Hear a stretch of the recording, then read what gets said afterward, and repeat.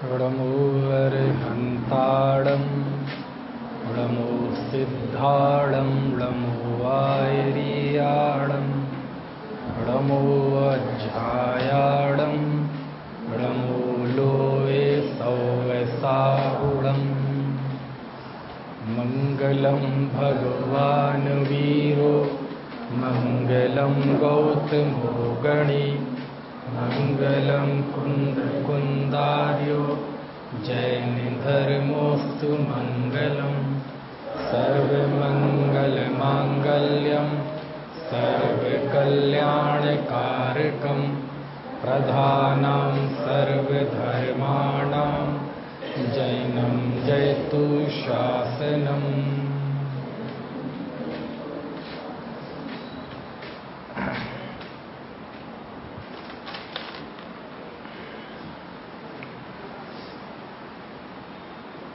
आज श्रावण कृष्ण प्रतिपदा का दिन,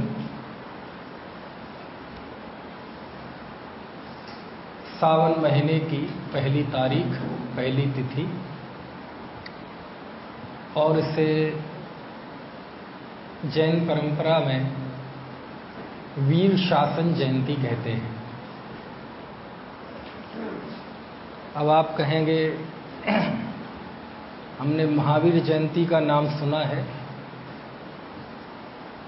और भी जयंतियों का नाम सुना है, लोक में गांधी जयंती, सुभाष जयंती, धर्म के क्षेत्र में महावीर जयंती।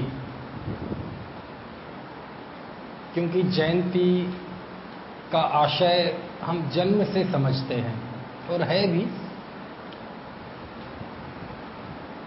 लेकिन किसी व्यक्ति के जन्म से न होकर किसी घटना के साथ जयंती शब्द लगा होना, ये एक अद्भुत प्रयोग है। क्योंकि ये वीर शासन जयंती है, वीर जयंती नहीं है।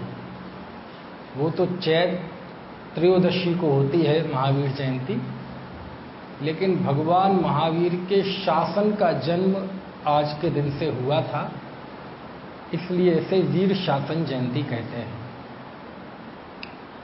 भगवान महावीर 24वें तीर्थंकर थे और तीर्थंकर उसे कहते हैं जो धर्म तीर्थ की स्थापना करें, धर्म तीर्थ का उपदेश दें, सम्यक दर्शन ज्ञान चारित्र की एकत्र रूप मोक्ष मार्ग का उपदेश दें। क्योंकि तीर्थ उसे कहते हैं जिसके द्वारा तिरा जाए, उसे तीर्थ कहते हैं। सम्यक दर्शन ज्ञान चारित्र ये मुक्ति का मार्ग है, इसलिए ये तीर्थ है। शुद्ध नय से सम्यक दर्शन ज्ञान चारित्रमयी भगवान आत्मा तीर्थ है, और उपचार से क्षेत्रों को भी तीर्थ कहते हैं, सम्मेश शिखर, गिरनार आदि। तो जो धर्म तीर्थ का उपदेश देते हैं, धर्म तीर्थ के जो कर्ता होते हैं, उन्हें तीर्थंकर कहते हैं। कहने को तो हम कहते हैं कि तीर्थंकर का जन्म हुआ, तीर्थंकर गर्भ में आए, तीर्थंकर ने दीक्षा ली, लेकिन वास्तव में 7 नयों में तत्वार्थ सूत्र के पहले अध्याय के अंतिम सूत्र में 33वें सूत्र में हमने 7 नयों का स्वरूप समझा था। उसमें एक नय आया था एवं भूत नय। एवं भूत नय यानी जो जिस क्रिया रूप वस्तु का परिणमन हो रहा है, उसी समय उस क्रिया से संपन्न कहना, वो एवं भूत नय है। जैसे जिस समय हम कार चला रहे हैं उस समय हम ड्राइवर हैं, आगे पीछे नहीं। ड्राइवर भी जब ड्राइव कर रहा है तब ड्राइवर है, आगे पीछे नहीं। मैं भी अध्यापक कब हूँ? जब मैं पढ़ा रहा हूँ उसी समय अध्यापक हूँ। जिस समय मैं पूजन कर रहा हूँ उस समय मैं पुजारी हूँ। जिस समय मैं बाल बना शेविंग करा रहा हूँ उस समय मैं नाई हूँ। समझ में? पंडित जी पता ही नहीं था कि आप भी नाई हैं, आप भी नाई हैं।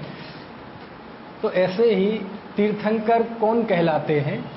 जो धर्म तीर्थ का उपदेश देते हैं, वो तीर्थंकर कहलाते हैं। और भगवान महावीर के तीर्थंकरत्व या किसी भी तीर्थंकर के तीर्थंकरपना कब शोभायमान होता है? जब उनका समोशरण लगता है और दिव्य ध्वनि खिरती है। क्योंकि उसके पहले तो उन्होंने कोई धर्म तीर्थ का उपदेश दिया नहीं, मुनि अवस्था में मौन रहते हैं, ठीक है। तो वो तो जब समोशरण लगता है और दिव्य ध्वनि खिरती है, तभी से हकीकत में एवं भूत नय से हुए तीर्थंकर कहलाते हैं। आमतौर पे 23 तीर्थंकरों के साथ तो जब केवल ज्ञान हुआ उसके बाद ही दिव्य ध्वनि का प्रसारण प्रारंभ हो गया। लेकिन 24वें तीर्थंकर भगवान महावीर स्वामी के साथ कुछ विशिष्ट घटना हुई, जिस वजह से इस दिन को कुछ खास याद किया जाता है। भगवान महावीर को केवल ज्ञान की प्राप्ति हुई थी वैशाख शुक्ल दशमी को। कौन से दिन? वैशाख शुक्ल दशमी के दिन। और जब वैशाख शुक्ल दशमी के दिन उन्हें केवल ज्ञान की प्राप्ति हुई, 4 घातीय कर्म का उन्होंने नाश कर दिया, केवल ज्ञान उन्हें प्रकट हुआ। सकल द्रव्य के गुण अनंत पर जाए अनंता, जाने एक काल प्रगट केवली भगवंता। सकल गे ज्ञायक तदपि निजानंद रसलीन, सो जनेन्द्र जयवंत नित अरिरज रहस विहीन। ते काल ऋच विस्मम शैलम सवत्थ संभवम चित्तम, जुगवम जाणधि जोंढम अहो हिणाणस्त माहत्वम। जब केवल ज्ञान हो गया तो सभी इस उम्मीद में थे कि अब तो भगवान की दिव्य ध्वनि खिरेगी, है ना। और सभी भगवान के दर्शन कर बड़े उत्साह के साथ और उल्लास के साथ समोशरण में विराजमान थे। लेकिन भगवान की दिव्य ध्वनि नहीं खिरी। ये बड़ी आश्चर्यकारी घटना थी इस युग की। और जब नहीं खिरी तो एक दिन बीता, एक सप्ताह बीता, महीना भर बीत गया और 65 दिन बीत गए। कितने दिन बीत गए? 65 दिन। 65 दिन तक भगवान तो रहे, है ना, लेकिन उनका दिव्य उपदेश नहीं हुआ। इस बीच अनेक लोग समोशरण में आए, अनेक लोग चले भी गए, बीच में आए, कुछ बीच में चले गए, बहुत कुछ हुआ होगा। लेकिन जब 65 दिन बीत गए तो इंद्र को इस बात का ध्यान आया कि जरा देखें तो समोशरण में क्या हाल है। तो वहां देखा तो वहां तो भगवान का दिव्य उपदेश चल ही नहीं रहा था। अब उसे समझ में आया ऐसा क्यों हुआ भैया? भगवान विराजमान है, भक्त भी विराजमान है, समझ में आया, लेकिन आखिरकार उपदेश क्यों नहीं हो रहा? तो इंद्र ने अपने अवधि ज्ञान से जाना कि समोशरण में गणधर बनने की योग्यता वाला कोई जीव नहीं है। क्योंकि गणधर बनने की योग्यता एक विशेष योग्यता है, उसमें विशेष प्रतिभाशाली जीव, विशेष तपस्वी जीव, विशेष ज्ञानवान जीव, विशेष क्षयोपशम का धारी, ऐसा कोई जीव होता है, वही गणधर बनने की योग्यता रखता है। उस समोशरण में भावलिंगी संत तो थे, वीतरागी संत तो थे, मोक्ष मार्गी जीव तो थे हजारों की तादाद में, लेकिन गणधर जो बन सके ऐसी योग्यता वाला कोई जीव भगवान महावीर की उस सभा में नहीं था। यानी कोई ऐसा जीव जो भगवान की दिव्य ध्वनि को स्वयं झेल सके, है ना, ऐसा कोई व्यक्ति नहीं था। और पता चला कि ऐसी योग्यता वाला जीव जो है वो तो समोशरण में है नहीं, समोशरण से भी बाहर है। और बाहर होना तो कोई बड़ी बात नहीं है, वो जीव जैन भी नहीं है। ऐसा एक प्रकांड विद्वान ब्राह्मणों का इंद्रभूति गौतम, क्या नाम था? इंद्रभूति गौतम था।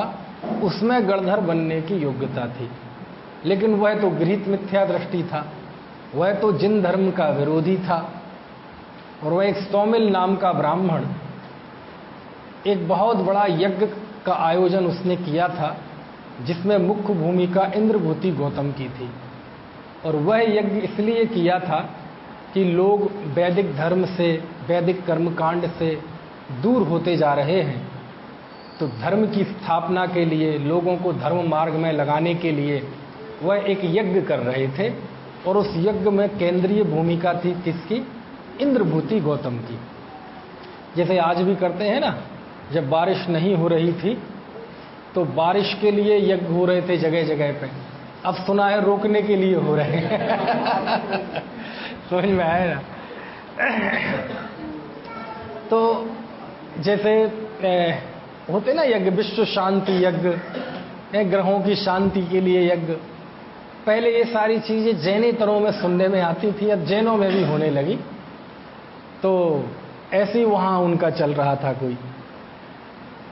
तो इंद्र ने सोचा कि अब ऐसे ऐसे जीव जिसमें गणधर बनने की योग्यता है, वो तो इस वेश में है। समझ में आ रही है बात? तो इंद्र ने तरकीब लगाई और वह उसने एक बटुक का वेश बनाया। बटुक मतलब एक ब्रह्मचारी का वेश बनाया। और वह इंद्रभूति गौतम के दरवाजे पे पहुंचे और इंद्रभूति गौतम के सामने जो विनय हो सकती थी वो विनय की, और बहुत विनम्रता से इंद्रभूति गौतम की पहले तो उन्होंने प्रशंसा की, खुशामद की, है ना, कि आप बहुत ज्ञानी हैं, आपका दूर दूर तक नाम है, आप दर्शन, छंद, व्याकरण आदि नाना विविध विषयों के प्रकांड पंडित हैं, आपके 500 शिष्य हैं। 500 शिष्य थे किसके? गौतम स्वामी, इंद्रभूति गौतम के। और आपका दूर दूर तक नाम है। यही कारण है कि मेरे मन में कुछ प्रश्न हैं, कुछ शंकाएं हैं। मुझे लगा कि दुनिया में आपसे बढ़िया कोई पात्र जीव नहीं हो सकता कि जो इन प्रश्नों का समाधान कर सके। तो अब प्रशंसा सुन के तो सबको अच्छा ही लगता है, भले ही कोई कितना सरल कठिन कहे, लेकिन उसके सामने प्रशंसा की जाए तो अच्छा तो लगता ही है। पाप के 4 हथियार में सबसे खतरनाक हथियार है प्रशंसा। तो इंद्रभूति गौतम उस ब्रह्मचारी की विनम्रता से बड़ा प्रभावित हुआ। तो कहा, बताओ आपके मन में क्या प्रश्न है? तो उन्होंने एक श्लोक सुनाया। वो आपने श्लोक बहुत सुना होगा, जिसमें 5 अस्तिकाएँ, 6 द्रव्य, समिति, अष्ट प्रवचन, मातृका, इन सब का उल्लेख था। 7 तत्व, 9 पदार्थ। कि साहब ये 5 अस्तिकाएँ, 7 तत्व, 9 पदार्थ, ठीक है ना, षटकाय, अष्ट प्रवचन मातृकाएं, 5 समिति, 3 गुप्ती मिलके कहलाती है अष्ट प्रवचन मातृकाएं। तब ये चीजें क्या हैं, ये हमें समझ में नहीं आई। अब इंद्रभूति गौतम ने भी इनका नाम पहली बार ही सुना था। अब ये तो कह नहीं सकते कि साहब हमें नहीं पता, ये तो विद्वत्ता के विरुद्ध हो जाएगी चीज। समझ में आया ना भाई? उसी ज्ञान की तो वो खा रहा है और वो ही कह दे कि हमें नहीं पता। ये उल्टा हो जाएगा ना, बिल्कुल है। तो उसने कहा कि आपने ये बात कहाँ सुनी? बोले ये बात हमने अपने गुरु से सुनी। कौन है आपके गुरु? हमारे गुरु तो महावीर हैं। तो उनसे क्यों नहीं पूछते? बोले क्या करें, उन्होंने तो मौन ले लिया है। क्या ले लिया है? मौन व्रत ले लिया है। नहीं तो हम उनसे पूछ लेते, लेकिन मुझे लगा कि वो नहीं बता पाए। लेकिन आप तो इसके सर्वथा योग्य हैं, आपके पास तो इसका समाधान जरूरी मिलेगा। हम आपके पास बड़ी उम्मीद से आए। अब इंद्रभूति ने सुना, अब ये तो कह नहीं सकते कि हमें नहीं पता, है ना। तो कहते चलो हम आपके गुरु से बात करेंगे। किससे बात करेंगे? गुरु से बात। अब इंद्र तो ये चाहता ही था। और जब इंद्रभूति गौतम उस बटुक के साथ समोषण तक गए, ये वहीं आसपास, उस समय समोषण आया था विपुलाचल पर्वत पर।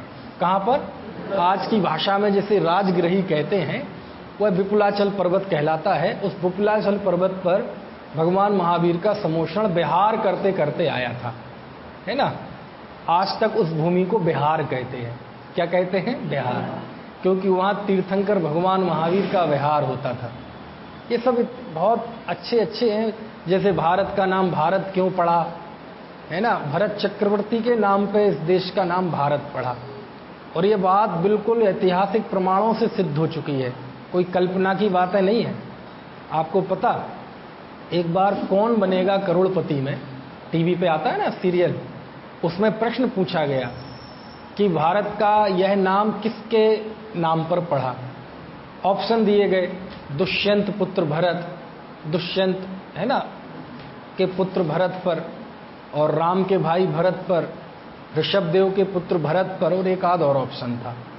और उसमें जवाब दिया गया दुष्यंत के पुत्र भरत पर, जैसा कि मान्यता है लोक में, और वह जीत गया उत्तर। उसके बाद अब इतिहास में हमारे बहुत सारे ऐसे झूठ चल रहे हैं झूठ, लेकिन वो हजारों साल से चल रहे हैं। तो डॉक्टर वीर सागर जी ने लगभग 1 महीने की मेहनत के बाद ढेर सारे प्रमाण इकट्ठे किए और अमिताभ बच्चन को भेजे, जिससे ये सिद्ध होता था कि भारत का भारत नाम ऋषभदेव के पुत्र भरत के नाम पर पड़ा। पूरे पुराण, वायु पुराण, अग्नि पुराण, दुनिया भर में जो जो शिलालेखों के सब दिए, और अमिताभ बच्चन ने उनका अध्ययन किया और पूरे देश में जहाँ जहाँ जो जो विद्वान हो सकते थे उनसे सलाह मशवरा लिया और उनको भी प्रमाण दिखाए। और अंत में कौन बनेगा करोड़पति के सेट पर उन्होंने इस बात को स्वीकार किया कि जो प्रश्न पहली बार हुआ था ऐसा केबीसी में, कि जो प्रश्न का जवाब दिया गया था वो गलत था, और हमने पूरे होशोबाश पूरे प्रमाण के आधार पर यह बात सिद्ध हो चुकी है कि भारत का नाम भारत ऋषभदेव के पुत्र भरत के नाम पर पड़ा। और भरे सेट पर उन्होंने इस बात के लिए अफसोस जाहिर किया और बोले जिसको इनाम मिल गया उसको वापस तो नहीं लेंगे लेकिन इस महासत्य से अवगत कराना उन्होंने अपना कर्तव्य। ऐसे बहुत सारी बातें हैं। तो बिहार, उस बिहार भूमि में विपुलाचल पर्वत पर भगवान महावीर का समोषण आया। तो समोषण में जब वह गए, कौन? इंद्रभूति गौतम। तो समोषण में पहुंचते उसके पहले ही ज्यों-ज्यों वो जा रहे थे त्यों तो उनका कॉन्फिडेंस लो हो रहा था। कॉन्फिडेंस लो होना मतलब आप जानते हैं, अब इसको तो समझाने की जरूरत है नहीं। आपको पता, जब इंद्रभूति गौतम ने मानस्तंभ देखा तो मान गल गया, लेकिन ये मान के गलने की प्रक्रिया बहुत पहले प्रारंभ हो चुकी थी, अस्फुट रूप से। इंद्रभूति गौतम के इस अभिमान को पहले ही ठेस लग चुकी थी। पहली ठेस तो तभी लगी थी मालूम, जब ये यज्ञ कर रहे थे और ऊपर से देवता निकले। कौन निकले? देवता। तो इंद्रभूति को बड़ी खुशी हुई कि देखो हमने हवि दी है ना, ये आहुतियां दी हैं, तो ये देवलोग उस प्रभाव से इस यज्ञ में शामिल होने के लिए, आहुतियां ग्रहण करने के लिए आ गए। लेकिन देखा कि इन लोगों ने तो नीचे देखा ही नहीं और सीधे निकल गए देवलोग। तो पता चला क्यों निकल गए, बोले ये तो महावीर के पास जा रहे हैं। तो उस समय उस इंद्रभूति के हृदय को और उसका जो ईगो था उसे बड़ा धक्का लगा कि यार ऐसा कौन है, आखिर ये महावीर नाम की कौन सी चिड़िया है कि ये देवलोग हमारे वैदिक कर्मकांड की उपेक्षा करके वहां जा रहे हैं। और भी छोटी मोटी घटनाएं हुई होंगी। उसी दौरान इंद्र भी आया, उसने भी ऐसे प्रश्न पूछे कि जिनका जवाब हमें ही नहीं पता। तो वो जो था ना, भूमिका तो तैयार पहले ही हो चुकी। और ज्यों-ज्यों वे समोषण के नजदीक जाते गए, ऐसा नहीं होता समोषण में तो बाद में पहुंचते हैं, पहले समोषण का ग्लैमर दिख जाता है। क्या? देवताओं का जो गमन होता है, हाँ, लिखा है ऐसा लिखा है, मतलब दिखाई तो देते ही होंगे ऐसा लिखा है पुराणों में, ऐसा लिखा है। इंद्रभूति गौतम को ऐसे वो दिखाई, उनने कहा कि ये कहाँ जा रहे हैं, पता चला वहां जा रहे हैं, तो दिखाई देते होंगे। तो क्या कह रहा था मैं? हाँ, जब वह मानस स्तंभ तक पहुंचे तो मानस स्तंभ के पहले ही उन्हें मतलब समोषण का ग्लैमर दिख गया होगा। जैसे आप देखते हैं जब हम पंचकल्याणकों में जाते हैं तो वहां मंडप पे तो बाद में पहुंचते हैं, पांडाल के अंदर तो बाद में जाते हैं, पहले क्या देखते हैं? वहां का टीम टाम, समझ में आया? वहां का वैभव, वहां की चमक धमक। तो बाहर से ही व्यक्ति अलर्ट सा हो जाता है कि अंदर हम जहां जा रहे हैं तो कोई बहुत गजब की जगह है। और इसी उद्देश्य से लोग बनाते भी हैं। बाहर इतना जो तामझाम बनाते हैं वही वैभव प्रदर्शन के लिए, और शास्त्र में कदाचित उसे भी प्रभावना का निमित्त कह देते हैं। समझ में आया ना? तीर्थंकरों के साथ जो उनकी वैभव सामग्री होती है ना, पूरा समोषण वैभव ही तो है, छत्र चमर भामंडल, ये सब उसी के प्रतीक हैं उनके, है ना, वैभव के। तो जब वह समोषण में जाते हैं तो पहले से ही कॉन्फिडेंस तो लो हो ही चुका था, समझ में आया ना? और जिस समय आपके अहम को, अहंकार को धक्का लगे ना, समझ लो कुछ अच्छा होने वाला है। जिस समय आपके अहंकार को धक्का लग जाए ना थोड़ा, समझ लो आपका कुछ अच्छा होने वाला है। समझ में आया? और जब उन्होंने समोषण के नजदीक गए तो उन्होंने जब मानस स्तंभ देखा, क्या देखा? मानस स्तंभ देखा। और मानस स्तंभ देख के तो उनका मान गल गया। क्या गल गया? जिस अहंकार को ठेस पहुंची थी वह अहंकार चकनाचूर हो गया, है ना? और उसी समय पर्याय मूर्ता टूट गई। उन्हें तत्व का उपदेश, तत्व का बोध जागृत हो गया। 6 द्रव्य, 7 तत्व, 9 पदार्थों का बोध हो गया। भेद विज्ञान हो गया। भगवान आत्मा की प्रतीति हो गई। दर्शन मोह का नाश हो गया। अनंतानुबंधी का नाश हो गया। अपने आप प्रायोगलब्धि, करण लब्धि, अपूर्वकरण, अनिवृत्तिकरण सारे परिणाम अंदर में हो गए और उनको सम्यक दर्शन की प्राप्ति हुई। यही कारण है कि रूढ़ी से हम उस स्तंभ को क्या कहने लगे? मान स्तंभ। नाम तो उसका मान स्तंभ भी है, लेकिन वह मान का अर्थ ये नहीं है कि उसको देख के मान गल जाता है। मान का अर्थ होता है ज्ञान। मान का अर्थ क्या होता है प्रयास? ज्ञान। समझ में आया ना? तो मान स्तंभ मतलब ज्ञान का स्तंभ है। उसे वो घटना चूंकि गौतम स्वामी से जुड़ गई, इसलिए मान स्तंभ सुनते ही हमारा क्या ध्यान जाता है कि जिसको देखकर मान गल जाए उसका नाम मान स्तंभ। ये बात तो सही है कि उसको देखकर मान गलता है और गला और गलना चाहिए, लेकिन उसका नाम मान स्तंभ इस वजह से नहीं है। मान स्तंभ मतलब ज्ञान स्तंभ। कौन सा स्तंभ? ज्ञान स्तंभ, है ना? प्रमाण। प्रमाण का अर्थ क्या होता है? ज्ञान। प्रमाण, मान कहते हैं इसका क्या मान है ना? तो मान ज्ञान के अर्थ में प्रयुक्त होता है। तो अब मान स्तंभ मतलब कौन सा स्तंभ? ज्ञान स्तंभ। और ज्ञान में भी उनको कौन सा ज्ञान है? केवल ज्ञान। यानी वो मान स्तंभ है, वो दुनिया के सर्वोत्कृष्ट ज्ञान का प्रतीक है, केवल ज्ञान का।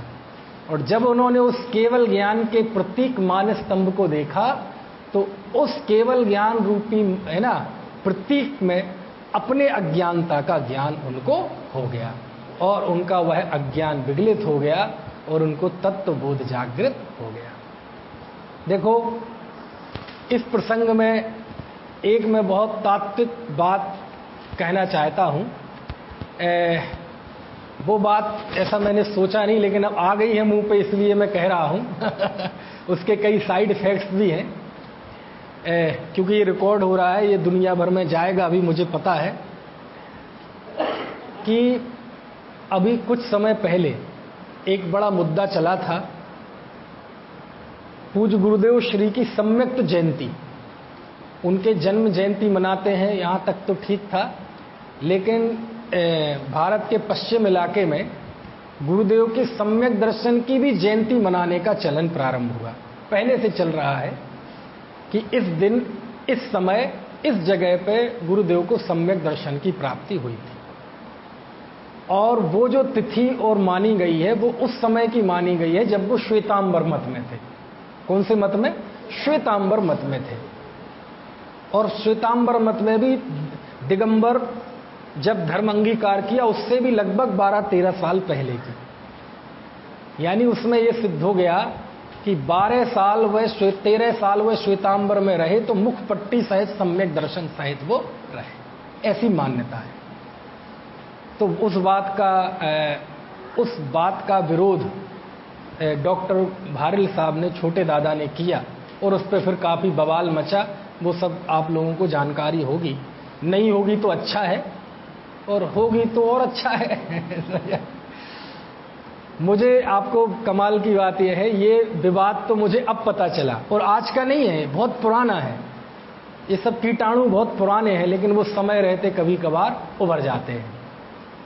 आज से लगभग 12 साल तो मुझे इस एरिया में आए हुए हो गए, 2 साल 15 साल पहले लगभग की बात है, जब तक मुझे ये नहीं पता था कि ये विवाद का बिंदु क्या है। तो मैं देवलाली में था। कहाँ? देवलाली में। तो ऐसी शाम के समय बाहर मैदान में ऐसे जैसे आप लोग बैठे ना, ऐसी मैं बैठा था, 10-12 लोग और बैठे थे मुंबई से। तो शंका समाधान चल रहा था। तो किसी ने मुझसे यही प्रश्न पूछा। उस समय मुझे उस प्रश्न की पृष्ठभूमि नहीं पता थी कि इस प्रश्न के पीछे इतना बड़ा इतिहास है, बहुत बड़ी राजनीति है, बहुत बड़ा झगड़ा है। एक बात बताओ जी, श्वेतांबर मत में रह के सम्यक दर्शन हो सकता है क्या? ऐसा प्रश्न पूछा मुझसे किसी ने। उस समय प्रश्न के पीछे पूछने वाले की नीयत हमें नहीं पता थी, और उस समय मैंने अपने उस समय के विवेक से वो जवाब दिया था, और वो जवाब इतना सटीक बैठा। और उस समय मैंने यही उदाहरण दिया था। कौन सा? गौतम स्वामी का। मैंने कहा देखो, दूसरे मत में रह के सम्यक दर्शन हो सकता है कि नहीं हो सकता, इसका जवाब एक अक्षर में नहीं दिया जा सकता, हां कि ना। इसका जवाब अनेकांतात्मक शैली में है। कौन सी शैली में? अनेकांत शैली में। मतलब हां है तो उसकी भी एक विवक्षा है, और नहीं है तो उसकी भी एक विवक्षा है। पहली विवक्षा तो यह है कि हां हो सकता है। कैसे हो सकता है? जैसे गौतम स्वामी को हुआ। गौतम स्वामी ब्राह्मण वेश में थे, वैसे ही भगवा वस्त्रधारी थे, वैसे ही उनके ब्राह्मणों का जो वेश होता है वैसा था। और उसी वेश में जब वो भगवान महावीर के समोक्षण में गए और उन्होंने मानस्तंभ को देखा, अभी वेश नहीं बदला, क्योंकि जैन धर्म में 2 ही वेश होते हैं। मतलब इस अभी अपेक्षा समझना है ना। एक तो कौन सा वेश? वैसे तो 4 होते हैं, लेकिन अभी मैं जो कह रहा हूं वो अपेक्षा समझना। एक तो कौन सा वेश? दिगंबर वेश। और दूसरा वस्त्र सहित वेश। फिर वस्त्र सहित में है फिर वो छुल्ला अर्जी का, वो सारी बातें हैं। तो जब वह गए मानस्तंभ देख रहे थे, अभी उनका वेश परिवर्तन नहीं हुआ, अभी वो बाहर के वेश से ब्राह्मण ही थे। वैसे ही भगवा वस्त्र और भी जो जो चिन्ह रहे होंगे उनके हिसाब से वो सारे, हो सकता है वो रुद्राक्षों की माला और वो सब हो। समझ में आया? वही बड़ी बड़ी दाढ़ी, वही जटाओं जैसी की परिकल्पना की जाती है एक ब्राह्मण की। और उन्होंने मानस्तंभ देखा। मानस्तंभ देख के उन्हें अज्ञान का बोध हुआ। अज्ञान का बोध होने पर सम्यक ज्ञान की प्राप्ति हुई, तत्वों का विवेक जागृत हो गया, सम्यक दृष्टि हो गए, पर्याय मूढ़ता नष्ट हो गई। लेकिन अभी बाहर का वेश वही का वही है। कुछ बात समझ में आ रही कि नहीं? क्यों? क्योंकि वह वेश बाधक नहीं था सम्यक की प्राप्ति में, वह अज्ञान बाधक था, और वह अज्ञान छट गया।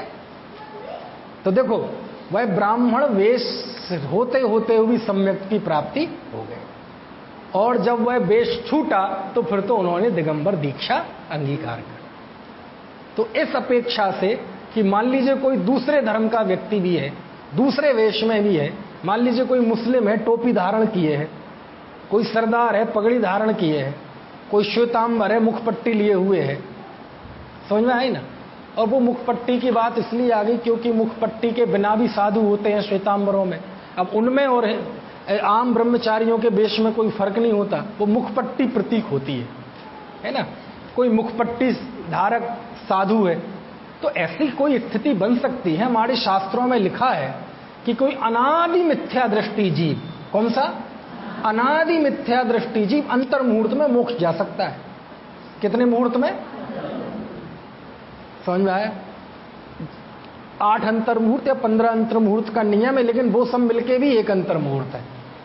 तो कोई ऐसा जीव जो अभी गृहीत मिथ्यात्व के चिन्ह उसके शरीर पे हैं, चाहे वो मुस्लिम की वो टोपी हो, चाहे सरदार की पगड़ी हो, चाहे क्रिश्चियन का वो क्या कहलाता है वो, हाँ क्रॉस हो, और चाहे श्वेतांबरों की मुखपट्टी हो, कोई इत्तेफाक से चलो घूमते ही घामते यहां आ जाए, समझ में आया, और उसकी होनहार अच्छी और यहां कोई बात चल रही हो और बैठ जाए, और उसकी होनहार अच्छी और कोई बात समझ में आ जाए, तो बोलो बैठे बैठे सम्यक की प्राप्ति हो सकती है कि नहीं हो सकती है?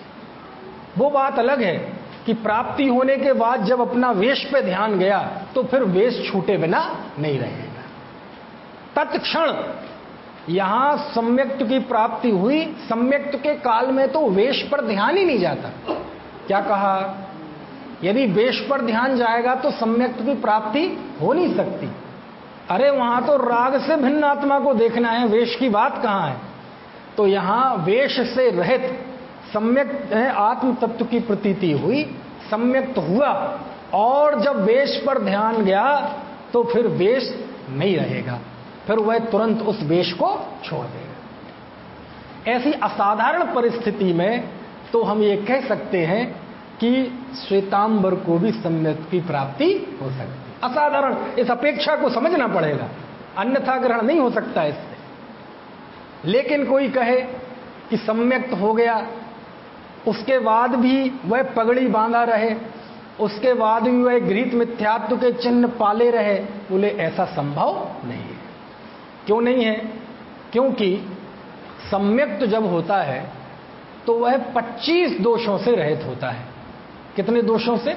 25 दोषों से रहित होता है। और 25 दोषों में क्या क्या है?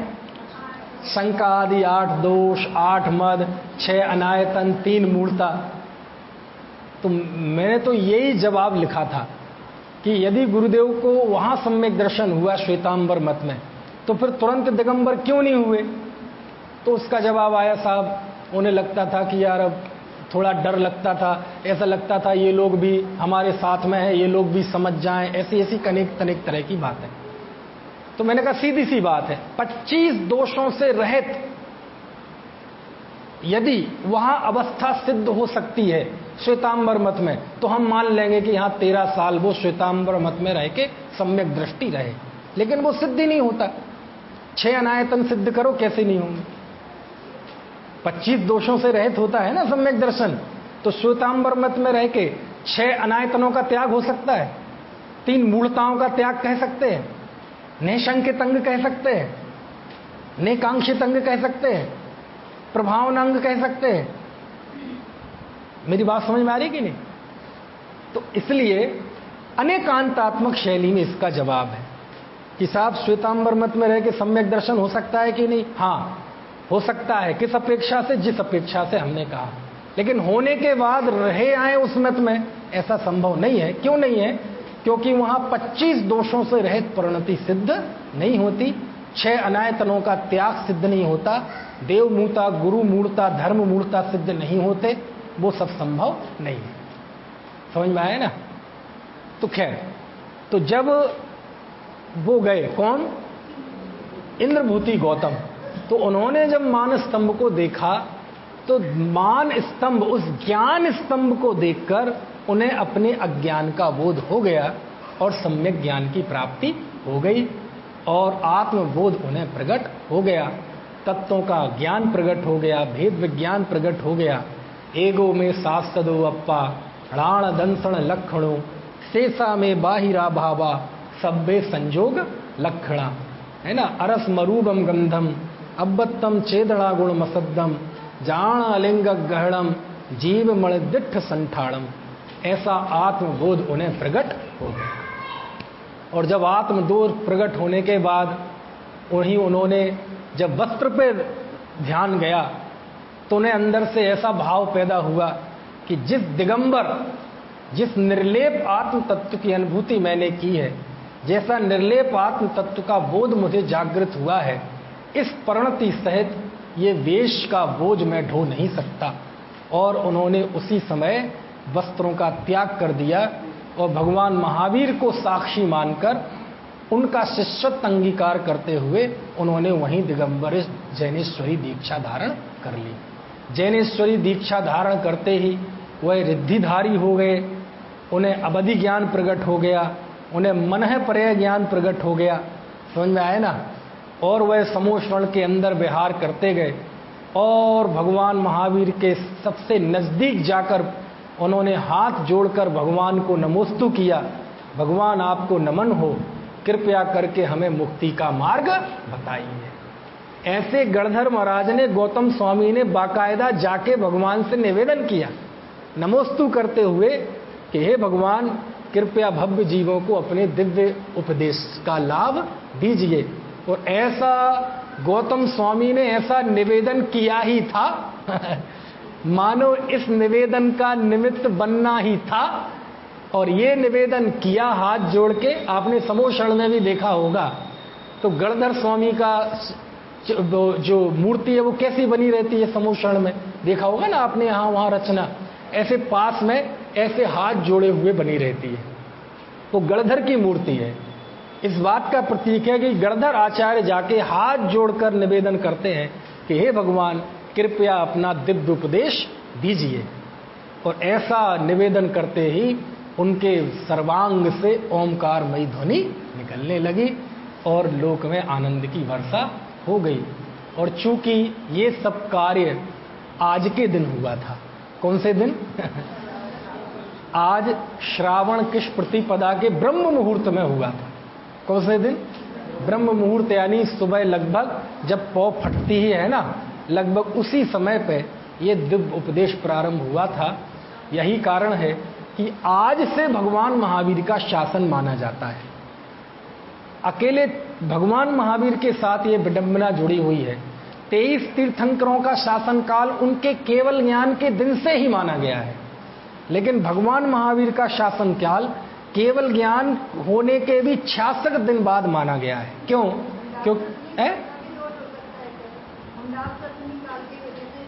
अब दोष तो अभी देखो, हुंडा और सर्पणी काल के जो दोष बताए हैं यति वृषभ आचार्य ने त्रिलोक पंडिती में, उसमें इसका उल्लेख नहीं है, इसलिए ऐसा मैं नहीं कह सकता। हो अलग बात है, लेकिन ऐसी चीजें बिना उल्लेख के कहना मुश्किल है। तो इसलिए भगवान महावीर के शासन काल में और केवल ज्ञान की 2 तिथियों में 66 दिन का फर्क आ जाता है।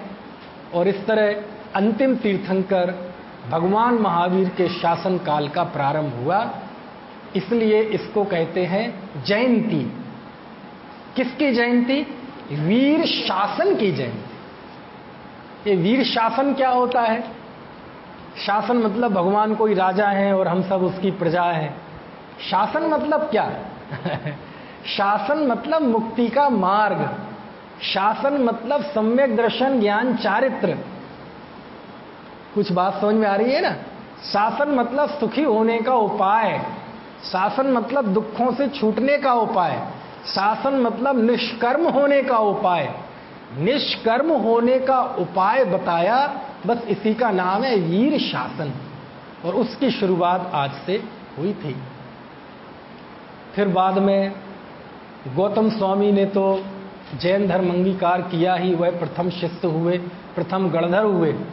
गौतम स्वामी के ही छोटे भाई अग्निभूति, ये इंद्रभूति थे, अग्निभूति, जब उन्होंने सुना कि अच्छा हम भी देख के आते हैं ऐसा कौन मायावी है कि जिसने हमारे इतने बड़े विद्वान, हमारे बड़े भाई 500 शिष्यों के गुरु, उनको ठग लिया। जरूर ये कोई बहुत बड़ा माया जाल है जिसने उन पे मंत्र तंत्र कर दिया होगा, हम देख के आते हैं। और जब अग्निभूति गए, जो दशा इंद्रभूति की हुई थी वही दशा अग्निभूति की हुई। उन्होंने देखा, उनको भी अज्ञान का बोध हो गया, सम्यक ज्ञान की प्राप्ति हुई, उन्हें भी तत्वबोध हुआ। वह भी 500 शिष्यों के गुरु थे अग्निभूति। उन्होंने भी वस्त्र का त्याग कर दिया, है ना, और सम सत्तु बंधु बग्गो समता रस का पान किया, और वह भी गणधर हुए, दूसरे गणधर। फिर उनके और एक छोटे भाई थे वायुभूति, और वो भी 500 शिष्यों के गुरु थे। अच्छा, ये तो कोई बहुत बड़ा तांत्रिक जैसा लग रहा है, हमारे 2 भाइयों को इसने बना दिया। भाई अज्ञानी को तो ऐसे ही लगता है कि जैसे किसी ने ठग लिया हो। जैसे कई बार ऐसा होता था ना, जब सोनगढ़ जाते थे ना, तो कई लोग विरोध करने जाते थे कि देखें बहुत बहुत नाम सुना है, एक द्रव्य दूसरे द्रव्य का करता नहीं है, पुण्य में धर्म नहीं है, वृक्षशील आदि में धर्म नहीं है, देखें कौन है। और जाके देखें, हाँ मुझे तो इन बातों की खबर ही नहीं। फिर तीसरा जावे, यार बहुत नाम सुना है, ऐसे ही होता था। समझ में आया ना, लड़ने के लिए जाते थे हैं? तो वो उसने सोचा, किसने? वायुभूति ने, कि हम भी देखते हैं। और वो भी गया, भागते भागते गुस्से में गया और जाके देखा वह मानस स्तंभ ज्ञान का स्तंभ देखा, समोषण देखा।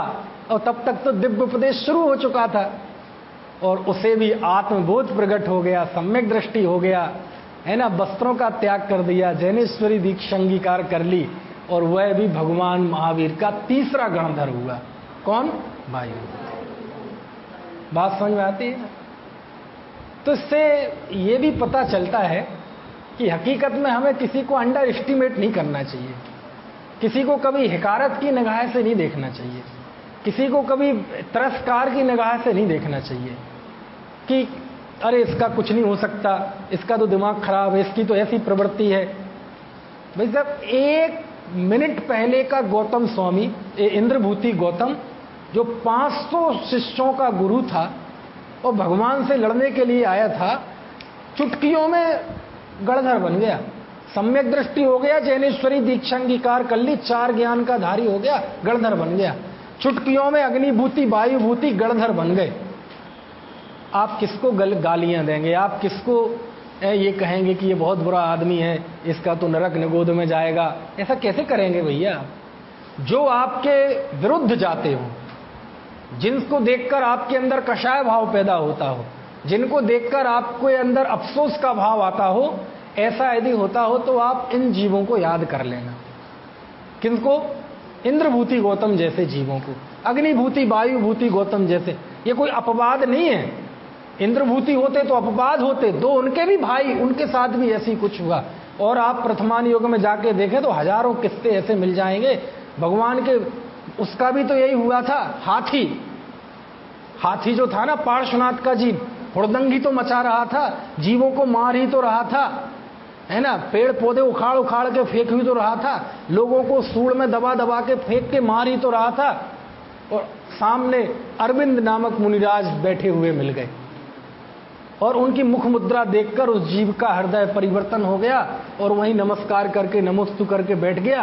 अरविंद मुनिराज ने उन्हें आत्म प्रेरणा दी और उस जीव को सम्यक प्रकट हो गया। व्रत ले लिए, सूखे पत्ते खाने लगा। समझ में आए ना? ऐसी स्थिति हो जाती है। इसलिए किसी को अंडर एस्टिमेट ना करें कि ये नहीं हो। नहीं भैया, सब किस जीव का कब परिणाम पलट जाए, क्या उसकी होनहार है, आपको क्या पता। एक हाथ में चने का बीज है, उसमें कितनी अनंत संभावनाएं छुपी हुई हैं। उस एक चने के बीज में आपको पता नहीं है, तीनों लोक को वह चने से भर सकता है, इतनी योग्यता, इतनी ताकत उसमें है। तो हर जीव में संभावनाएं तलाशी है। कमियां तो सबको ही दिखती हैं। कमी देखने के लिए कोई विशेष प्रतिभा, कोई विशेष दृष्टि की जरूरत नहीं है। समझ में आया ना? ये जड़ आंखें देख लेती हैं, लेकिन उसमें संभावनाएं देखने के लिए तत्व ज्ञान चाहिए, दृष्टि चाहिए, और वो हमें ये घटनाएं देती है। एक बात। दूसरी बात, आपको पता, जब भगवान महावीर को केवल ज्ञान हुआ तो भगवान का उपदेश सुनने एक जीव आया जिसका नाम था मंखली गौशाल। क्या नाम था? और वह 65 दिन तक समोषण में दिव्य ध्वनि के इंतजार में बैठा रहा और उसे ये लगता था कि मुझसे बड़ा प्रतिभाशाली कोई दूसरा व्यक्ति है ही नहीं। मैं, और साधु था, ऐसे नहीं था हम आपकी तरह वेश वाला, साधु था, और मैं भगवान का गणधर बनूंगा, ऐसे खुद को उम्मीदवार मानता था वह। और जब पता चला कि दिव्य ध्वनि इसलिए नहीं खिल रही है क्योंकि गणधर है नहीं, और गणधर बनने की योग्यता किसमें है? इंद्रभूति में, और ये गौतम स्वामी महाराज आए, ये गणधर बने। तो देखो इंतजार में बैठा रहा, कितने जीव तो भाग गए बीच में, लेकिन वो बैठा रहा। मान लीजिए यहां मेरा 8 बजे से व्याख्यान है और मैं 8:30 तक नहीं आऊं, तो कितने जीव बचेंगे यहां? कोई बचेगा? और 8:45 बज जाए तो आप समझे ना, 66 दिन तक बैठा रहा वह इंतजार में, और जब दिव्य ध्वनि खिरने का काल आया तो गुस्से में भाग गया कि आदमी की कोई वैल्यू नहीं है, हम यहां बैठे, हमारी कोई वैल्यू नहीं, एक उसकी, किसकी? और वो भी वो, समझ रहे हैं? और ऐसा मान के वह वहां से भाग गया और उसने एक मत की स्थापना की जिसका नाम था आजीवक मत, नियतिवादी। समझ में आया? ऐसे होते हैं। देखो होनहार, देखो आप, 66 दिन तक बैठा रहा, और ऐसा नहीं था कि कोई वो जैन नहीं था, जैन था, साधु था, दिगंबर साधु, और रिश्ते में महावीर का ही कजिन था, मौसी का लड़का, ऐसी कुछ था वो। कौन? मंखली गोशाल। समझ में आए ना? ऐसा। और वो ऐसी ऐसी होनहार होती है, क्या बताएं। उसका भी, मारीची का भी तो ऐसे ही हुआ था उसका बैकग्राउंड तो और जबरदस्त था। जय धवला में, कौन से ग्रंथ में? जय धवला में कषाय पाहुड़ की टीका, उसमें प्रश्न किया,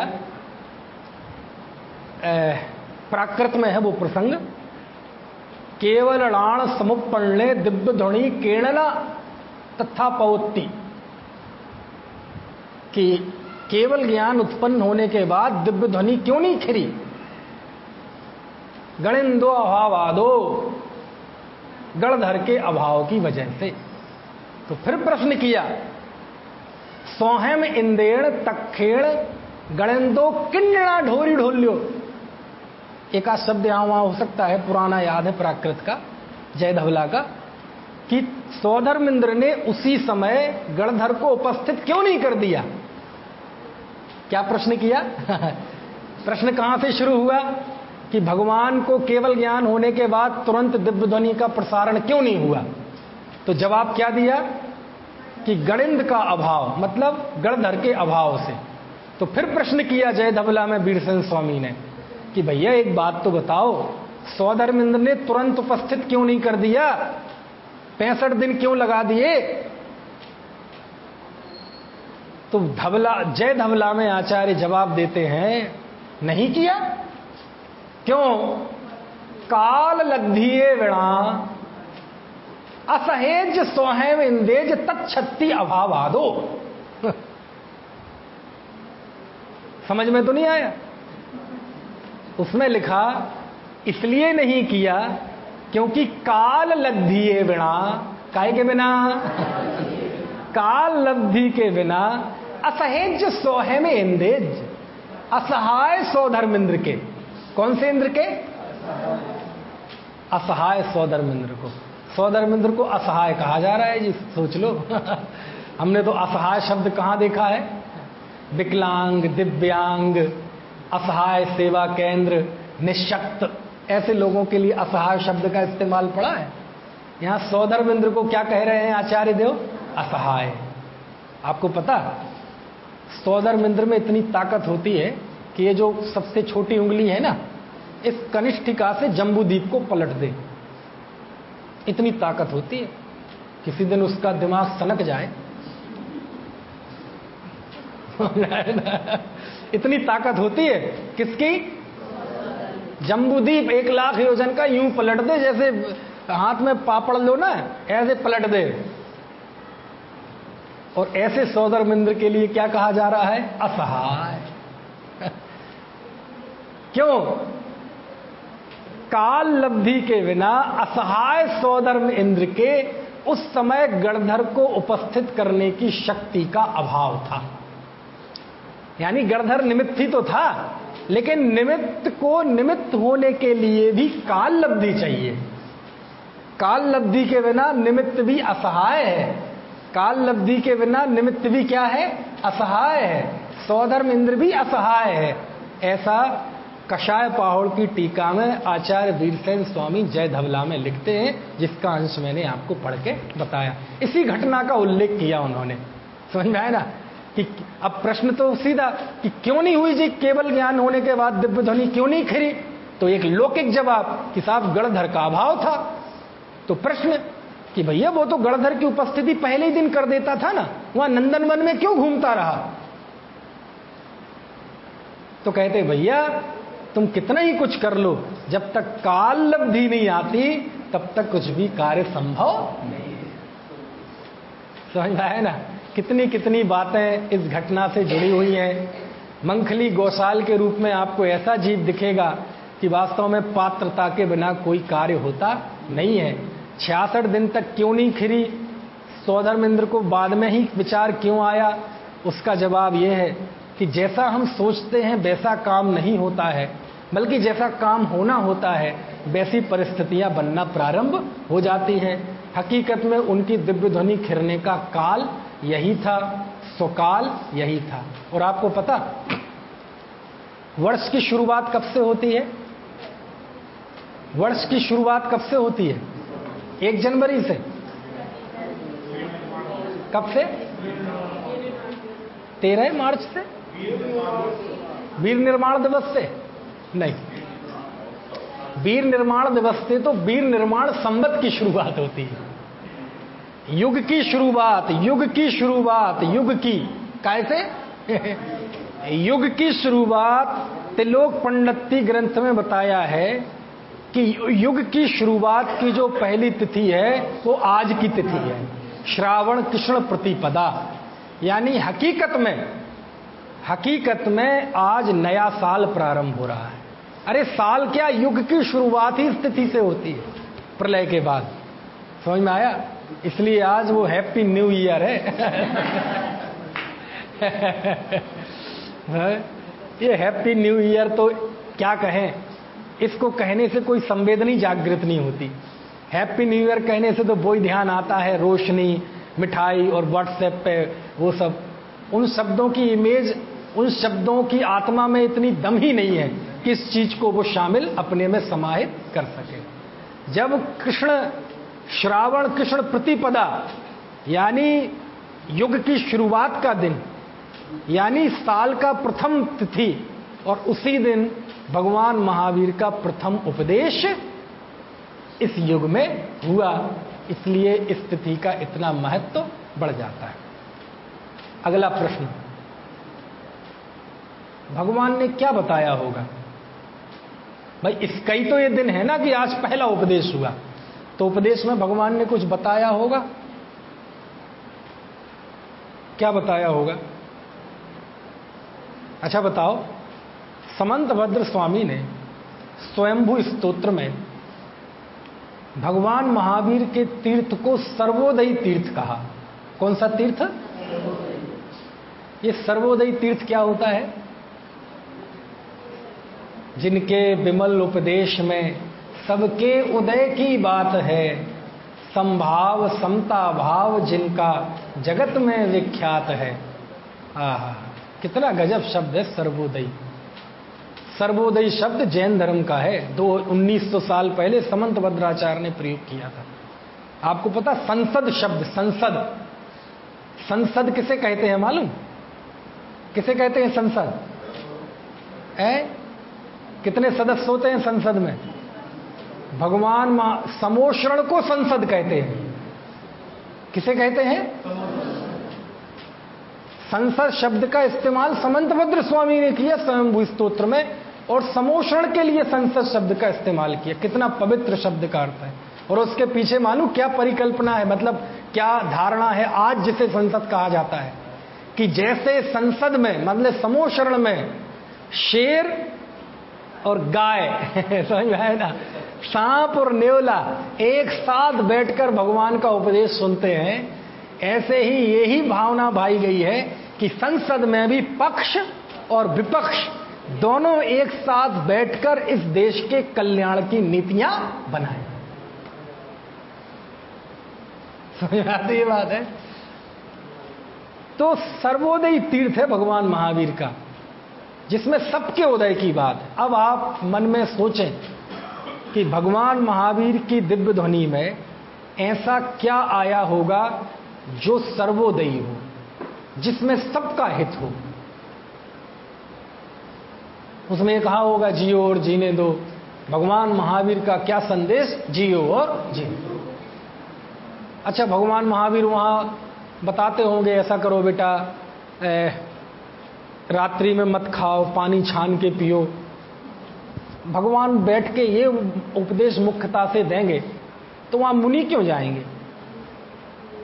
वो ये बात सुनने जाएंगे रात्रि में मत खाओ, पानी छान के पियो? ये बात सुनने जाएंगे कि माला फेरो? ये बात सुनने जाएंगे तीर्थ यात्रा करो?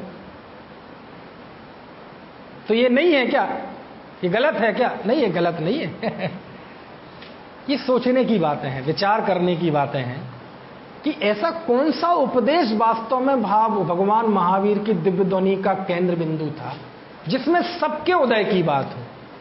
सौधर्मेंद्र बैठा है, असंख्य देवी देवता बैठे हैं, गणधर महाराज बैठे हैं, भावलिंगी संत बैठे हैं, श्रावक बैठे हैं, हरजिका छुल्लक छुल्लिकाएं बैठी हैं, सम्यक दृष्टि है, त्रेंच और मनुष्य बैठे हैं, कुत्ते बिल्ली गाय भैंस भी बैठे हैं, चूहा भी बैठा है। भगवान के सामने कितनी बड़ी समस्या होगी कि एक तरफ गणधर जैसा व्यक्ति बैठा और एक तरफ चूहा बैठा। अब उन्हें ऐसा प्रवचन सुनाना है कि जो दोनों के लिए अच्छा लगे। आप कल्पना करो, जैसे मैं यहां पढ़ा रहा हूं, यहां पाठशाला के बच्चे बाल बोध पाठमाला के आगे बैठ जाएं और विद्वान लोग भी बैठ जाएं। अब मुझे प्रवचन करना हो तो मैं कितना परेशान हो जाऊंगा। अब बालबोध के बच्चे भी बैठे, जड़ा मुहकार मंत्र आता है ठीक से नहीं आता है, और समय सार और गोमट सार और तो लोग पंडिती वाले भी बैठे, तो समस्या आ जाएगी ना। तो हमें ऐसा कुछ समझाना पड़ेगा जो दोनों के लिए कल्याणकारी हो। जब हमें इतनी मुसीबत हो जाती है तो भगवान के सामने कितनी मुसीबत होगी कि यहां तो कम से कम दोनों मनुष्य तो हैं, यहां तो सांप भी बैठा, गधा भी बैठा, और गणधर भी बैठे, और सौधर्मेंद्र भी बैठा। कुछ बात समझ में आ रही? ये तो नार की आ नहीं पाते। नहीं तो वो भी बैठे होते। तीन गति के जीव बैठे हैं और भगवान महावीर को उपदेश देना है। अब वो क्या उपदेश दे, ये बड़ी बड़ा कठिन काम है भगवान के लिए, नहीं हमें सोचने के लिए ये बड़ा कठिन काम है। वो क्या बताएंगे ऐसा? यदि वह महाव्रतों का उपदेश देने लगे तो मुनि क्यों आएंगे? वहां हम तो हैं ही महाव्रती, और त्रेंच तो जाएंगे ही नहीं क्योंकि वो महाव्रती हो ही नहीं सकते। अणुव्रतों का उपदेश देंगे तो देव ही नहीं जाएंगे क्योंकि वो अणुव्रत भी नहीं ले सकते पूरी उम्र भर। तो उपदेश तो सब होता है, लेकिन हकीकत में ऐसा कौन सा तत्व है, ऐसा कौन सा उपदेश है जो सारे जीवों के लिए समान रूप से कल्याणकारी हो? और मैं दावे से कह सकता हूं पूरे आत्मविश्वास से कि हकीकत में वो उपदेश 7 तत्व, 6 द्रव्य और भेद विज्ञान का उपदेश है, क्योंकि ये सबके लिए कल्याणकारी है। अज्ञानी को ज्ञानी होने के लिए भेद विज्ञानी होना जरूरी है, आत्मा का उपदेश होना जरूरी है, और ज्ञानी को ज्ञानी बने रहने के लिए आत्मा के उपदेश की जरूरत है। मिथ्या दृष्टि को भी यही उपदेश कार्यकारी है सम्यक दृष्टि होने के लिए, और सम्यक दृष्टि को सम्यक दृष्टि बने रहने के लिए और आगे संयमी होने के लिए भी ये उपदेश चाहिए। कौन सा? कि मैं स्वभाव से शुद्ध हूं, है ना? मनुष्य त्रेंच देव नार की पना, ये पर्याय है, पर्याय मैं नहीं हूं, मैं एक शुद्ध त्रिकाली जीव तत्व हूं। ये जो भेद विज्ञान है, मूल तत्व ज्ञान, ये सबके लिए कल्याणकारी है, क्योंकि तीनों लोग तीनों काल में 4 गतियों में यदि कोई जीव दुखी है तो पर्याय मूलता से दुखी है। वो सांप इसलिए दुखी है कि ये मानता है कि सांप हूं, वो गधा इसलिए दुखी है क्योंकि ये मानता हूं मैं गधा हूं, मनुष्य इसलिए दुखी है क्योंकि ये मानता है कि मैं मनुष्य हूं। और यदि कोई वहां साधु होंगे मिथ्या दृष्टि, तो वो भी इसीलिए दुखी है कि ये मैं मानता हूं कि मैं साधु हूं। 3 लोक 3 काल में पर्याय मूर्ता के समान कोई दुखकारी नहीं है, और स्वभाव सन्मुखता के अलावा कोई सुखकारी परिणति नहीं है। और यही भगवान महावीर की उस 30 साल की दिव्य देशना का निचोड़ था। समझ में आया ना? और ये सबके लिए कल्याणकारी है, गाय के लिए भी, कुत्ते के लिए भी, चूहे बिल्ली के लिए भी, और गणधर भगवान के लिए भी, और सौधर्मेंद्र के लिए भी। क्यों? अज्ञानी ज्ञानी इसलिए नहीं हो पा रहा है क्योंकि उसे स्वभाव का भान नहीं है। ज्ञानी केवल ज्ञानी इसलिए नहीं हो पा रहा है क्योंकि उस स्वभाव में स्थिर नहीं रह पाता। तो दोनों के निवारण के लिए इस तत्व का उपदेश जानना जरूरी है, और यही वास्तव में सर्वोदयी तीर्थ है, और इसी तीर्थ की जयंती आज के दिन है। यानी भगवान महावीर के शासन जयंती को मनाने का सबसे पावन तरीका यह है कि हम स्वभाव सन्मुख हों, सम्यक दृष्टि हों, सम्यक दृष्टि होकर संयमी हों, चारित्र अंगीकार करें, तभी वीर शासन जयंती को मनाने की सार्थकता है। और